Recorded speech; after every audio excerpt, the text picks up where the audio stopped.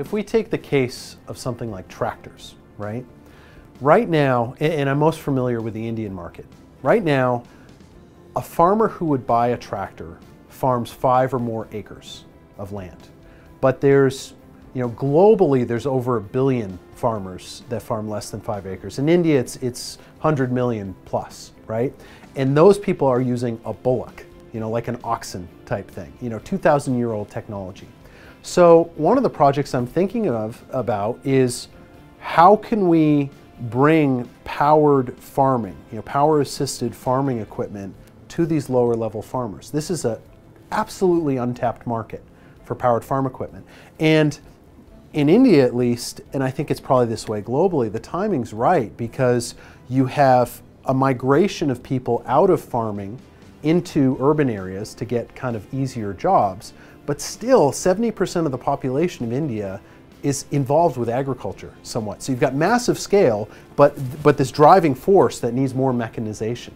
So when you think about like a small scale farmer in India and what sort of tractor type equipment they need, I think you can go beyond just a tractor. You can think of it more broadly as a piece of powered equipment, or really a mobile power source that can help you do tasks you need to do. So yeah, there's plowing and field prep, but there may also be water pumping and electricity generation and water purification, transportation for the family, bringing crops to market. All these things you can do with this little power source. And so in this project, I'm thinking of 3 core research challenges that need to be addressed. The first is, what the heck do you need to do as far as functionality? Like, what is the whole suite of functions that this system could provide for the farmer? And let's let that drive the creation of the design, of the technology. Let's not just say we're going to make a little tractor. I think you can go much beyond a little tractor. The second is, you need to think about a high power output, low cost, low weight, efficient power source. And the way we're addressing that in my group is by developing new diesel engines that are single cylinder and can be turbocharged, right? Because turbocharging forces more fresh air into the engine so you can burn more fuel and get more power out. Historically, engines with a single cylinder or 2 cylinders haven't been turbocharged because of the mismatch in how the turbo's powered with exhaust coming out of the engine.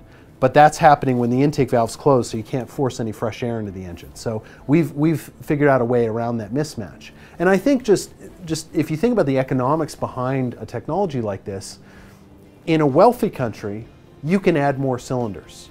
It's not that expensive. If you're talking about like a little Volkswagen economy car, the engine cost is a small fraction of the overall vehicle cost. So going from a 1-cylinder to a 3-cylinder, probably not such a big deal, much easier to turbocharge.